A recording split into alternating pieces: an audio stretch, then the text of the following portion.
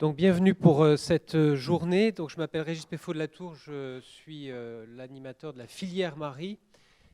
Et donc, je vais vous accueillir ce matin. Je suis ravi de vous voir enfin en présentiel. On a finalement assez peu de réunions et les choses reprennent, donc ça, c'est plutôt agréable. Et avec des personnes qui viennent vraiment de partout, puisqu'on a des personnes de Tel Aviv ou de Copenhague ou même de Barcelone. Donc voilà, c'est très très bien et ça montre que la vie reprend. Donc simplement un mot sur la filière avant de laisser la parole à Élie. Pour vous dire que la filière Marie, en fait, c'est un réseau de centres de référence, 12 centres de référence qui sont spécialisés dans les maladies rares immuno-hématologiques. Et en pratique, ces centres de référence sont évidemment autonomes. En d'autres termes, la filière organise des missions transversales. C'est pour ça que ça fonctionne. C'est-à-dire qu'en pratique, les centres se gèrent en termes de soins, d'enseignement et de recherche, et la filière aide sur des thématiques transversales, comme aujourd'hui pour la réanimation, ce qui permet de faire profiter de l'expertise de tous et de compléter des zones où les centres ne peuvent pas agir seuls. Ce qu'il faut que vous sachiez, c'est que les centres sont associés à des laboratoires de référence, et ça a été aussi quelque chose d'important, à savoir qu'on avait pour chaque expertise clinique un laboratoire de biologie qui est rapporté au centre. Et enfin, les associations de patients sont très présentes dans la filière, non seulement au sein des centres, mais en plus dans la gouvernance, puisque, vous le voyez, on a 13 associations de patients, et évidemment, on est aussi attaché aux sociétés savantes avec lesquelles on travaille régulièrement. Donc voilà à quoi ça représente, à quoi ça ressemble. 12 centres de référence, 12 centres coordonnateurs et puis des centres dits constitutifs qui ont une compétence complémentaire du centre de référence et des centres de compétences qui, eux, évidemment, assurent le réseau et l'excellence au niveau territorial. Vous voyez, 189 centres, ce qui fait qu'on a 225 sites maladies rares, immunohématologiques, avec une répartition qui va du PTI en passant par l'aplasie médulaire, l'histiocytose, la mastocytose et j'en passe, et qui fait que l'ensemble du territoire, vous le voyez, même l'outre-mer, est représenté. Et donc du coup, évidemment, quand Élie est venue me voir pour me proposer une journée réanimation maladies rares immunohématologiques, j'ai trouvé que c'était une excellente idée. Ça correspond exactement aux missions de la filière, à savoir une action transversale qu'on ne peut pas assurer au sein d'un centre dans sa pluralité et dans son expertise, et en revanche quelque chose qui peut évidemment intéresser l'ensemble des centres. Et donc on a réalisé ensemble une journée qui se veut à la fois présentielle mais aussi distancielle, ce qui fait que la journée d'aujourd'hui va être en fait rediffusée en direct pour ceux qui peuvent la suivre à distance. Vous voyez un petit peu les personnes qui sont concernées, et elle est aussi enregistrée pour que ceux qui ne puissent pas y assister puissent la revoir ensuite. Pour ce qui est du programme, voilà ce dont on va parler ce matin et cet après-midi. Et je voulais aussi terminer pour mon introduction sur des remerciements, parce qu'évidemment la filière, ça ne se fait pas tout seul. Donc je voulais remercier l'équipe de coordination et surtout Amélie Marouane, qui est la chef de projet, qui est accompagnée d'Engie et de Nidal, qui sont les responsables mission et qui permettent d'organiser ces journées, d'organiser tous les événements de la filière. Et vous verrez en fin de journée que je reprendrai un certain nombre d'axes, que ce soit dans le soin, d'enseignement, de la recherche que développe la filière, et là encore qui est portée par des personnes qui les coordonnent et qui permet de faire en sorte que ce soit effectif et efficace. Donc en pratique, je ne vais pas tarder pour donner la parole à Élie, qui lui, du coup, va introduire la journée et va nous rappeler le rôle de la réanimation dans les maladies rares, et en particulier dans les maladies rares immunohématologiques. Élie, c'est à toi. Merci beaucoup Régis. Merci à ceux qui sont présents en présentiel et en distanciel. Je pense que c'est un moment important parce que les maladies rares en réanimation sont rares comme partout, mais elles attirent énormément d'attention pour deux raisons. La première, c'est qu'elles sont sur une disposition éminemment médicale, et la deuxième, c'est qu'elles sont l'opportunité pour les spécialistes de la réanimation de travailler avec les internistes, les immunos, les néphrologues, les hématologues, etc. À cet égard, je vais avoir une présentation qui, volontiers, je vous invite à descendre une marche d'escalier. Non pas que j'ai dit que vous étiez perché, mais j'ai dit qu'il fallait du coup s'adapter à un monde dont l'environnement médical est volontiers polyvalent. Alors, comme on a des spécialistes de la réanimation qui n'habitent pas en France, c'était juste pour rappeler la définition d'une maladie rare. C'est on est vraiment dans le très rare, une personne pour 2000. Et aujourd'hui, l'ensemble de toutes les maladies rares concerne 3 millions de personnes en France. Donc l'ensemble, c'est pas si rare, mais chaque maladie, elle, est rare. Et puis, il y a 3 plans nationaux qui ont été démarrés en 2005, avec des centres de référence maladies rares, des centres de compétences, des filières. Et aujourd'hui, donc, c'est une réunion de la filière de santé de maladies rares, en particulier sur l'immunohématologie. La question qui se pose aujourd'hui, c'est dans ces filières, chaque filière, selon sa disposition, selon sa spécificité, va introduire des spécialités différentes. Et on se pose la question aujourd'hui de savoir si la réanimation, en tant que spécialité, a une place dans les maladies rares et la gestion des maladies rares au quotidien. Alors, juste pour rappeler, et là c'est pour les non-réanimateurs, en France, il y a quand même près de 20 000 lits de réanimation. Vous avez vu qu'ils ont récemment été très utilisés. Évidemment, sur les 20 000 lits, tout n'est pas de la réa. Il y en a 5 400 qui sont de la réa, un peu moins de 6 000 qui sont des lits de soins intensifs, que d'ailleurs beaucoup d'entre vous utilisez, les hématos, les néphrologues. Parfois, les internistes ont des lits de soins intensifs, les cardiologues, les pneumologues. Et puis, il y a des lits de surveillance continue. Cette spécialité médecine intensive et réanimation, elle a donc 2 volets. Le volet intensif de toutes les spécialités médicales, et puis les spécialités primaires de réanimation, le trauma, le choc septique, le syndrome de détresse respiratoire aiguë, le Covid l'a montré, mais ça existait bien avant le Covid. Particularité de la réa, c'est la densité médicale et paramédicale. C'est celle d'ailleurs qui est beaucoup utilisée dans les maths. C'est-à-dire que quand, à 3h30 du matin, une patiente arrive avec un syndrome de maths très évocateur d'un PTT et qu'elle a une douleur dans la poitrine et 300 de troponine, on est très content qu'elle puisse être surveillée avec une densité paramédicale qui ne souffre pas des éléments structurels que nous rencontrons aujourd'hui en France. Il y a une expertise sur l'organe fitness, on va en reparler. C'est-à-dire que probablement aujourd'hui en France, les réanimateurs sont ceux qui sont spécialisés dans l'évaluation des dysfonctions d'organes avant qu'elles ne s'installent. Donc sur, je dirais, à un état physiologique, ou en tout cas vraiment à un état pré-défaillance d'organes. Et l'autre spécialité, c'est le monitoring non invasif, qui aujourd'hui, celui que vous connaissez, est archaïque. Il y a aujourd'hui un monitoring non invasif opposant l'équivalent d'un petit cercle d'une pièce de 2 € sur le thorax, vous pouvez avoir un nombre de paramètres vitaux. Ça existe dans des tas de pays. Aujourd'hui en France, on n'a pas décidé d'investir là-dedans. Et puis surtout, on a appris depuis 25 ans à travailler ensemble. Et je crois que c'est vraiment l'élément fondamental, ce sont ces partitions à 4 mains. Je ne peux pas gérer un certain type de malade, tout d'abord parce que je n'ai pas les compétences du long cours, je n'ai pas la consultation qui va gérer le malade, mais en même temps, un néphrologue ne peut pas gérer un CHU atypique tout seul pour les éléments initiaux, sauf s'il a un soin intensif, mais on revient dans ce qui est ma spécialité.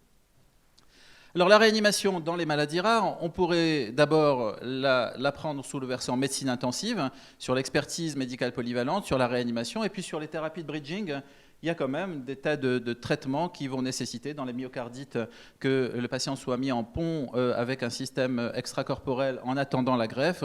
Et c'est la même chose pour le foie et c'est bien sûr l'échelle de temps est différente pour le rein. Il y a cet aspect permanence des soins dans lequel les spécialités médicales vont avoir beaucoup de mal à investir dans les années à venir. Nous sommes le service qui peut 24 heures sur 24, 7 jours sur 7 assurer une technique, un monitoring, une machine, qu'elle soit de dialyse ou de plasmaphérèse.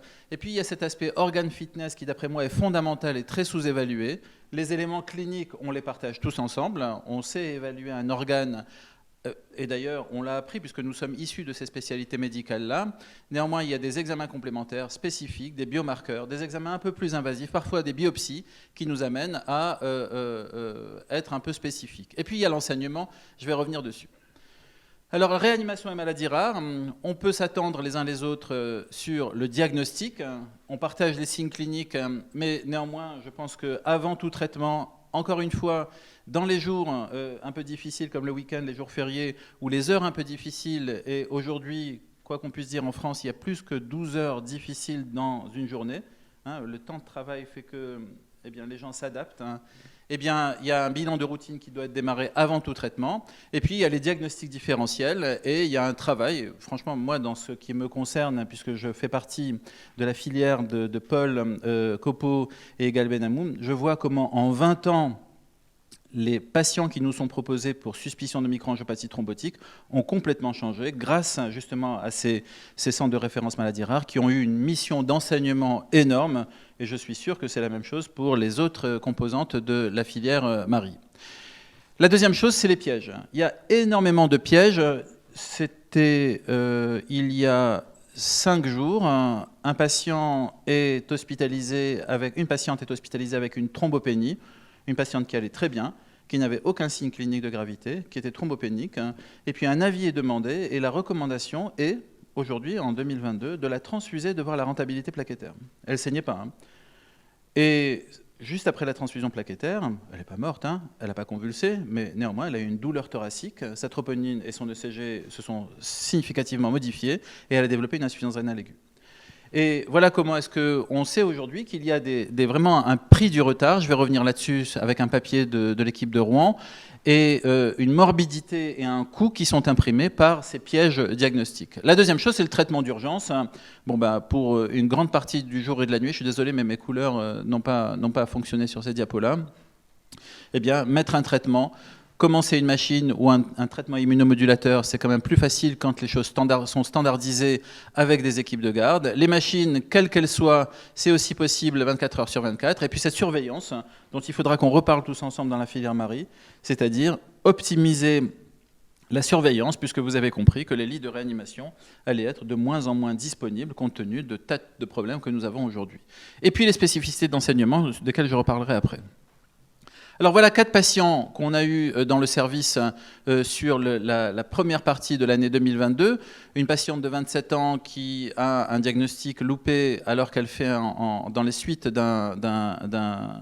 d'une grossesse qui se complique, un état de mal épileptique et une arythmie sévère. Et en fait, elle a vraiment un tableau qui a été loupé alors que c'est dans un environnement qui est très connu. C'était juste tombé dans un endroit où les permanents n'étaient pas là, où il y avait des remplaçants, et voilà, ça s'est mal passé. Un monsieur de 49 ans qui chute et qui fait une mort subite au supermarché, et pour sa chance, il a une infirmière au supermarché qui le masse, donc il n'y a pas de no-flow, il est massé tout de suite, et le low flow est très bref, puisque les pompiers arrivent au bout de 7 minutes, et il est déchoqué, et donc il va revivre.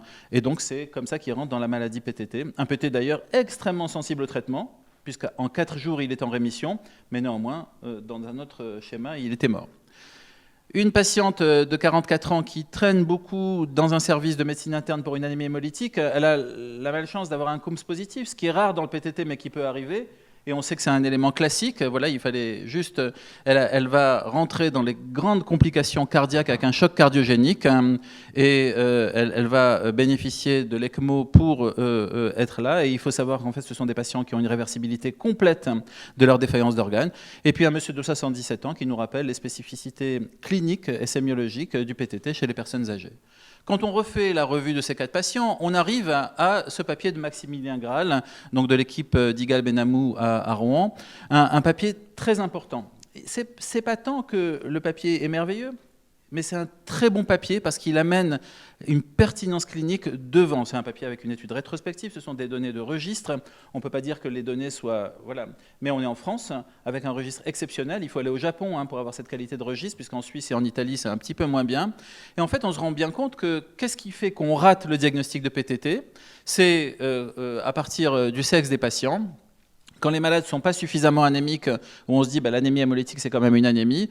Quand ils ont un COMS qui reste positif, ou quand on a raté les schizocytes au laboratoire, eh bien, il faut savoir que ce sont des éléments qui vont dérouter les cliniciens vers le diagnostic de PTT, à tort.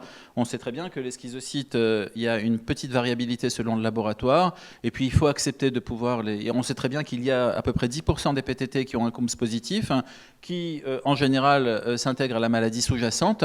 Bref, et que ce retard diagnostique et ce piège classique va induire un retard à la rémission et donc une nécessité de recourir beaucoup plus aux ressources de santé, plus de réa, plus d'échanges plasmatiques, plus d'hospitalisation. Et ça a un coût qui est considérable, hein, puisque dans un autre papier, on voit que pour chaque jour de retard à avoir, par exemple, le résultat ADAMS 13, on est dans 5 000 $, hein, c'est-à-dire qu'on est très au-delà de ce qu'on peut imaginer. Donc s'il fallait montrer que la filière Marie, en tout cas pour ce que je connais, c'est-à-dire essentiellement le CNRMAT, hein, s'il fallait montrer qu'il y a une efficacité, eh bien, il y a vraiment largement de quoi le faire. Alors, un autre exemple de maladie très rare, hein, qu'on voit très peu en réanimation, mais qu'on voit quand même, qu'on voit souvent dans des tableaux de choc anaphylactique, qui sont ces proliférations clonales mastocytaires et qui vont essentiellement s'accumuler dans les tissus, on connaît bien la peau, ou dans la moelle. Eh bien, en fait, il y a non seulement la nécessité pour les réanimateurs de le reconnaître, et je pense que les enseignements répétés de la filière vont aller dans ce sens, mais aussi tout un ensemble de facteurs déclenchants et de médicaments déclenchants que les réanimateurs doivent connaître. Et en fait, on ne peut pas se départir de cette partition à 4 mains. Il faut aller les uns vers les autres parce que la réanimation, c'est l'occasion de rencontrer quelques maladies rares et les spécialisés des maladies rares ont la responsabilité de former les réanimateurs à les reconnaître, mais aussi à prendre des relais. Et en ça, je pense que pour certains centres de référence, je pense qu'avoir un pôle réanimation, et donc dans le CNRMAT, il y a un des centres constitutifs qui est réa, un qui est néphro, un qui est médecine interne, un qui est hémato, un qui est pédiatrique. Et en fait, ça marche vraiment bien parce que chacun apporte sa spécificité. Un autre exemple, c'est sur le pronostic des anémies hémolytiques auto-immunes. Et vous voyez, c'est le propre de la partition à 4 mains sur des malades qui vont développer des déférences d'organes spécifiques. Et il faut ce genre de travaux, encore une fois, qui n'a aucune... On ne peut pas dire que ce soit un grand papier, c'est une étude rétrospective sur peu de malades dans un seul centre. Mais la valeur apportée, elle est essentiellement sur le fait de pouvoir reconnaître l'étiologie des déférences d'organes, pourquoi ces malades viennent en réa et comment les uns et les autres on va gérer. Franchement, depuis ce petit papier, on a gagné 3 jours dans l'intensification thérapeutique de l'anémie hémolytique auto-immune. Et en particulier, quand les patients sont un petit peu âgés, ces 3 jours-là, c'est 3 jours énormes pour le long terme. Alors ensuite, pour l'élément de enseignement et recherche, encore une fois, on descend une marche d'escalier. Pourquoi ? Parce qu'en fait, autour de vous, il y a des spécialités pour lesquelles les éléments de langage, ce pas des spécialités qui sont moins valeureuses, mais les éléments de langage sont complètement différents. D'ailleurs, beaucoup de partenaires industriels se plaignent que leur symposium ne marche pas du tout dans les congrès d'urgence ou de réa. Ben oui, ça ne peut pas être les mêmes éléments de langage. Il faut changer les éléments de langage, se tourner soit vers de la reconnaissance précoce pour les urgentistes, soit vers du diagnostic alternatif et différentiel, soit éventuellement les pièges diagnostiques, ce que l'acute care connaît très bien et vraiment revendique très bien. Deuxième chose, on a très peu fait, et dans les axes qu'on discute actuellement avec Régis, c'est sur l'utilisation de la simulation pour former les spécialistes à ces maladies-là, qui sont rares, mais néanmoins, la simulation, c'est un truc énorme pour le knowledge transfer. Pour les éléments de PKPD, c'est très difficile de faire ça dans un service de médecine interne, de prélever un malade toutes les 6 heures après l'administration ou toutes les 4 heures. Les services de réanimation peuvent le faire. Les examens semi-invasifs et leur encadrement aussi. Et puis sur le suivi à long terme aussi. Donc je reviens là-dessus. Ouais, je reviens là-dessus sur 2 éléments. Le premier élément... En fait, j'avais mis une diapo pour Julien sur le complément, mais c'est la mauvaise version qui est dans la clé USB, peu importe. C'est sur les éléments d'enseignement. Je pense qu'il y a des enseignements spécifiques à développer. La journée d'aujourd'hui est typiquement ce dont on a besoin. L'intégration dans les DU, et on le voit bien dans le DU de Paul Copeau et d'Igal Benamou, grande population d'internes en réanimation. Dans le DU, réanimation des maladies immunodéprimées, énormément d'hématologistes. On voit bien qu'il y a une nécessité de dialogue et une volonté de travailler ensemble. Et puis, pour ce qui est de l'enseignement aussi, on utilise des nouveaux outils qui aussi facilitent le knowledge transfer, la bande dessinée, la vidéo, et de plus en plus des éléments digitaux qui vont aider les plus jeunes en particulier à s'approprier le sujet. Merci de votre attention. Je sais qu'il y a des éléments de questions sur cette partie-là, puisque nous avons encore quelques minutes pour pouvoir discuter de ça. Donc, je vous en prie.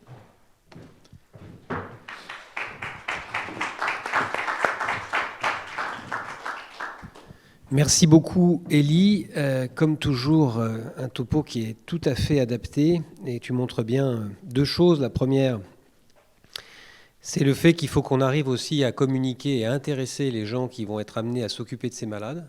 Ça, c'est pas simple. C'est-à-dire les éléments de langage, comme tu le dis, on a toujours tendance à rester un peu sur notre piédestal et en pratique, à rendre inintéressant, alors qu'on se rend bien compte que si on veut sauver des vies de ces patients qui présentent des complications graves, potentiellement graves de maladies rares, eh bien, il faut qu'on arrive à sensibiliser tout le monde, toutes les spécialités. Et l'autre chose, c'est l'expertise et le maintien de l'expertise. Et donc l'importance de ces journées de transversalité où finalement on arrive à échanger les uns des autres et à faire en sorte que cette expertise continue malgré les changements, les turnovers de personnel et autres. Les maladies rares restent et leurs présentations graves restent. Et si on n'a pas cette compétence et en tout cas cette expertise, eh bien les malades meurent. Je ne sais pas s'il y a des questions. Oui, Julien.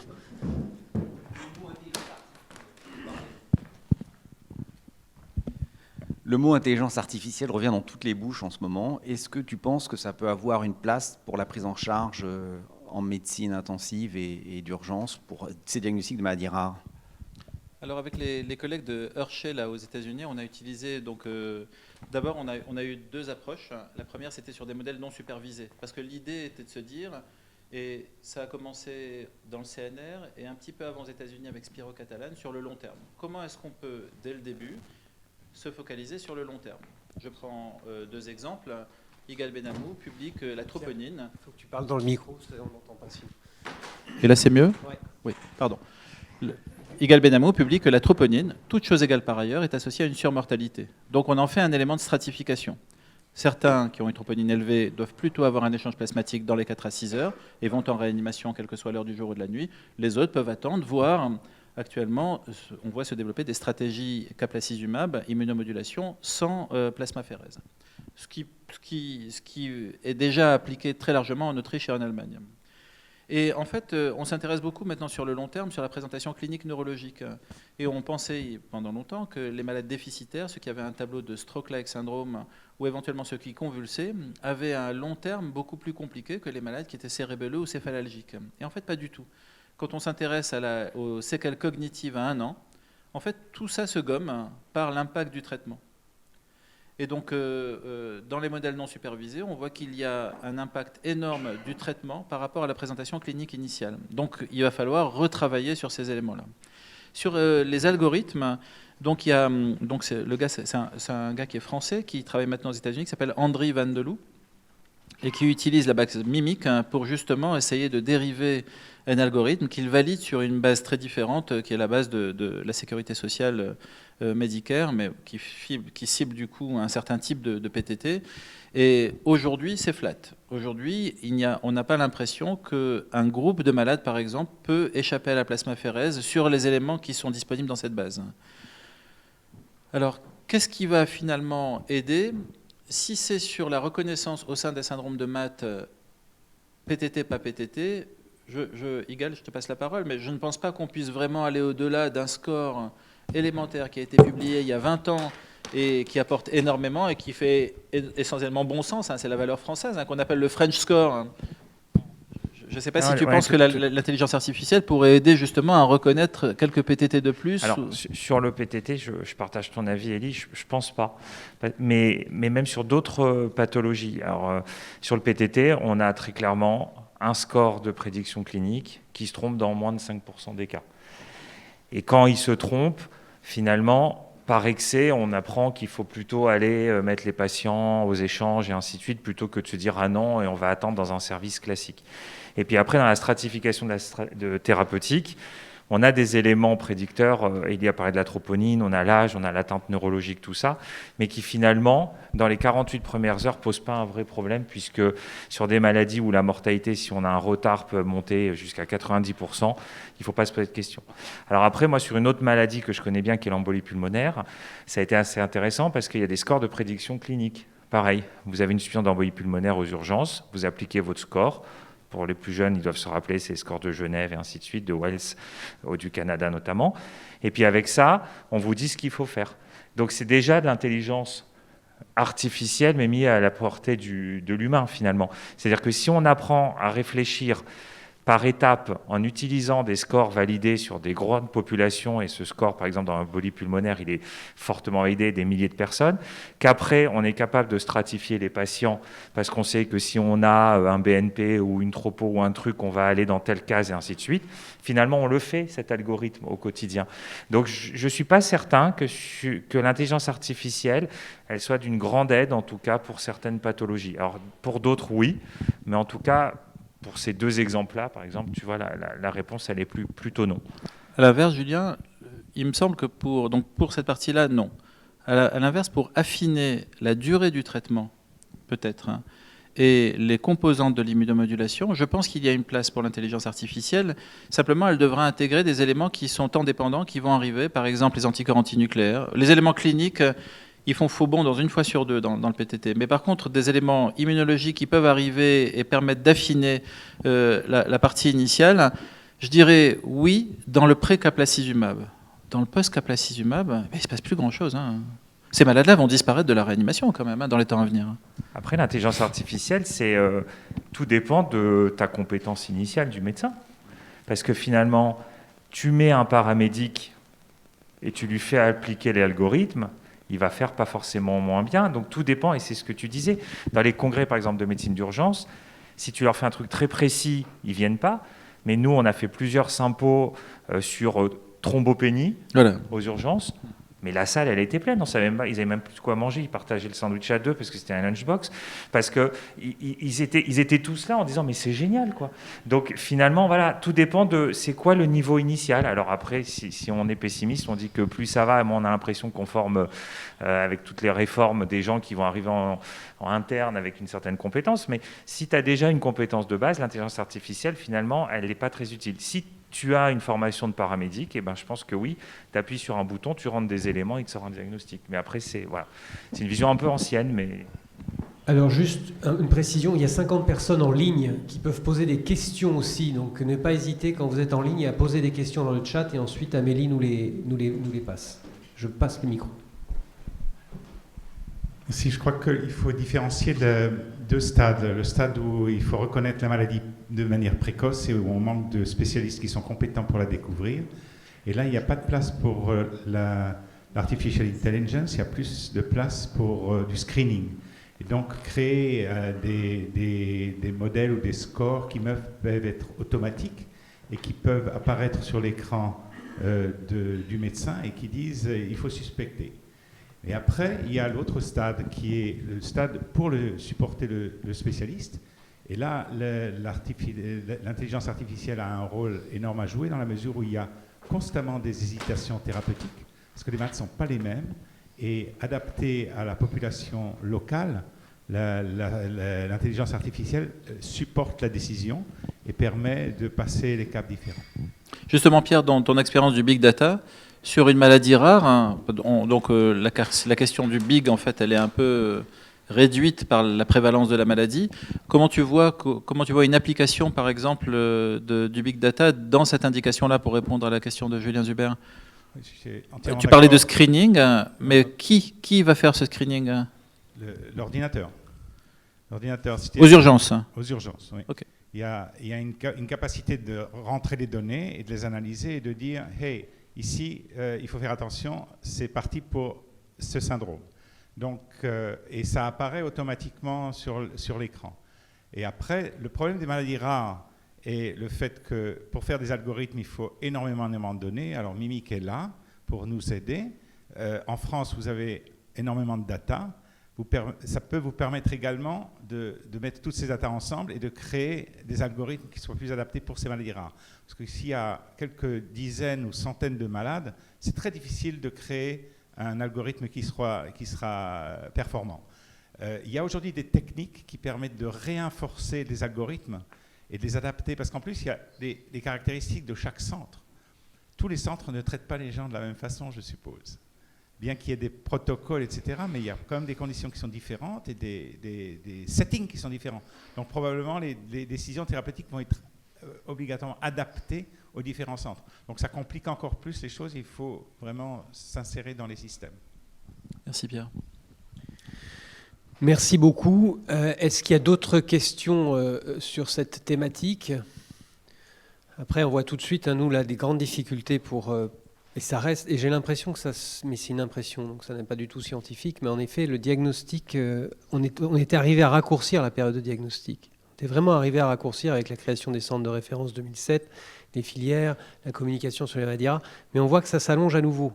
Et on voit maintenant de plus en plus des tableaux dramatiques. Alors après, la difficulté, c'est toujours la même. C'est comment arriver à faire penser l'intelligence artificielle ou un autre mode, arriver à faire penser à la maladie rare au diagnostic, quoi. Enfin, au moment où le malade se présente à un soignant. Sans mordre sur ta présentation de la fin, peut-être une journée de la filière Marie avec les urgences, hein, et peut-être une journée big data, une journée de comment est-ce qu'on peut, à partir de données, on va dire, non amalgamées, arriver à affiner un peu une probabilité de diagnostic. Hein. Et peut-être une application ou quelque chose. La grande difficulté, je trouve, c'est que je ne pense pas que ce soit pour le coup un problème de nombre de médecins ou de nombre de personnel. C'est plus une spécificité maladie rare qui fait qu'on a de plus en plus de maladies rares finalement et de plus en plus de patients qui se présentent avec, mais avec aussi des interlocuteurs qui n'en ont jamais vu. Et du coup, je ne pense pas vraiment que ce soit l'éducation médicale, on fait ce qu'on peut, mais on ne peut pas penser tout. Enfin, on n'est pas tous des Dr House, même je pense assez peu d'entre nous.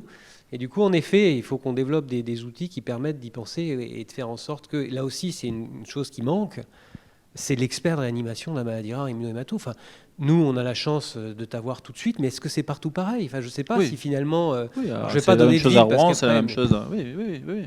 est-ce qu'il ne faut pas, en fait, que quand on ait une maladie rare, et pour le coup étiquetée, on ait accès tout de suite? Parce que je ne pense pas que ce soit aussi clair partout, ça aussi.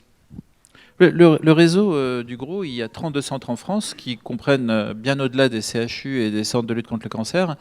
Je pense qu'il y a en France des experts de la réanimation qui au moins ont une affinité pour ces sujets-là. Moi, j'ai très peur du big data, hein, je vous le dis très sincèrement. Je pense que ça va générer des examens inutiles et faire perdre l'examen clinique, ce qui me fait quand même très peur. Hein. C'est-à-dire que, nous on le sait très bien, un malade intubé et ventilé, s'il n'est pas examiné 5 fois en réanimation, sa mortalité elle est multipliée par 1,8.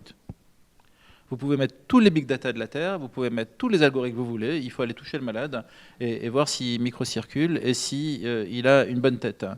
Mais néanmoins, si on enlève ça, j'ai peur que l'algorithme va lancer une probabilité de maladie de 16%, ce qui est énorme hein, quand c'est un PTT, 16% de probabilité c'est énorme, mais du coup ça va générer du temps et ça va générer des examens supplémentaires qui sont dommages à encaisser.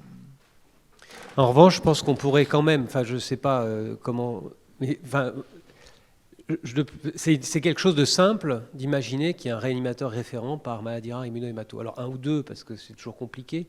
Parce que tu vois, là, quand on parle et quand on fait cette journée, dans certaines maladies... Enfin, en tout cas, oui, on n'a pas, je pense, tous connaissance d'un référent par maladie rare immunohémato. Donc ça peut être un point de départ. Bon, c'est pas grand-chose, je suis d'accord, mais au moins peut-être communiquer là-dessus aussi. Qui existe déjà, hein. C'est pas qu'il n'existe pas, attention. En France, ils existent. Non, tout à fait. C'est pas le fait qu'il n'existe pas, ça on est bien d'accord. C'est simplement que n'importe qui dans son centre puisse à un moment donné, devant une maladie rare grave, avoir accès d'emblée, certes, à l'expert, mais aussi à l'expert réanimateur.